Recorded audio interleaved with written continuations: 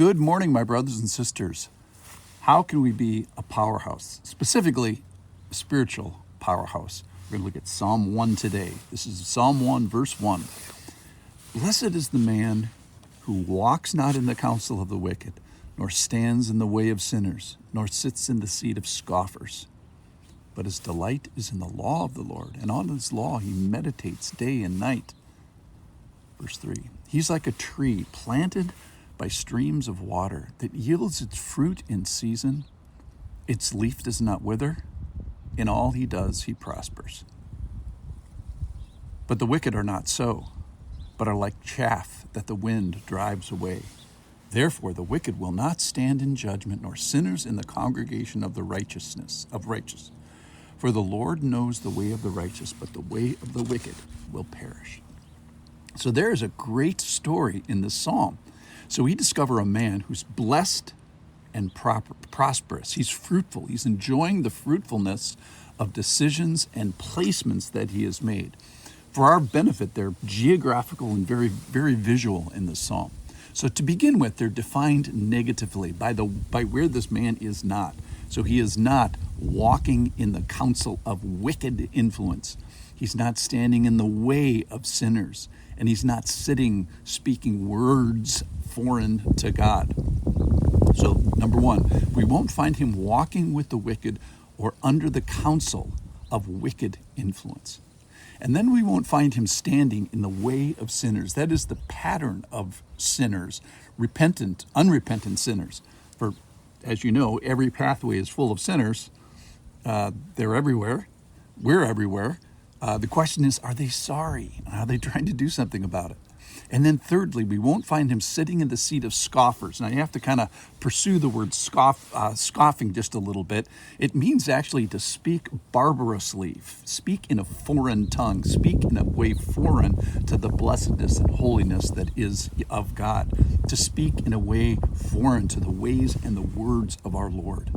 So speaking the words that are foreign to the words of God, this deriding and mocking, that's what it means to be a scoffer. So, to repeat, he is not found walking in the counsel of wicked influence. He's not found standing in the ways of sinners and sitting and speaking scoffing words foreign to our Lord. All right, so where is our hero? Well, we find him planted. He's planted by streams that yield something, which is fruit. So fruit at the right time, it is fruit, and it is fruit in its season. So on a plant, this was kind of my favorite part here today, being an old biology major. So on a plant with leaves that do not wither. Now, metaphorically, leaves are often overlooked, but botanically, they're never overlooked. And why is that? Well, leaves are the engines they're little teeny engines, millions of them that power trees. And they power the plant by gathering the power from the sun, in this case from the Lord. And just like the psalmist is claiming, the right plant location yields fruit. Here we get these little spiritual engines ending with the right fruit.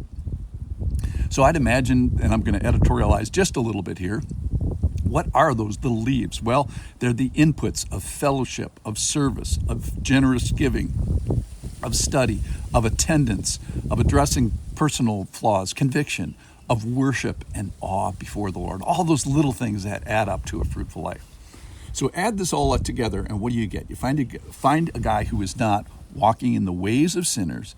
He's not speaking scoffing words foreign to God, and he's not found under the guidance of wickedness. But we do find a guy who's planted in the right place, probably smack dab in the house of the Lord, where the streams flow the strongest.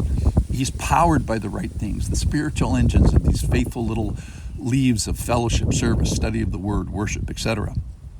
He's producing the right fruit at the right time. He's under the purview of God. God sees the righteous. It's a man who takes pleasure in the Lord's principles and who delights in the very person of God.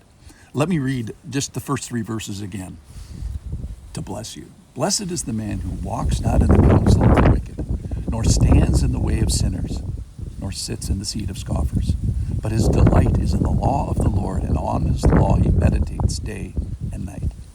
He is like a tree planted by streams of water that yields its fruit in its season, and its leaf does not wither. In all he does, he prospers. So here is my prayer for you as we conclude Psalm 1. My prayer for you is that you become this blessed, prosperous, known, fruitful man or woman. How? Well, by the same ways that the fruitful man in the psalm is described. So don't do some stuff. Don't do some stuff with your words. Don't do some stuff with your ways. And and stay away from the wicked. That's the negative side. On the positive side, do some stuff. Be planted. Be powered. Be producing. Be principled under the law of the Lord, and be pleased by the person of God. This is how, ladies and gentlemen, you get to be a powerhouse, and specifically a spiritual powerhouse.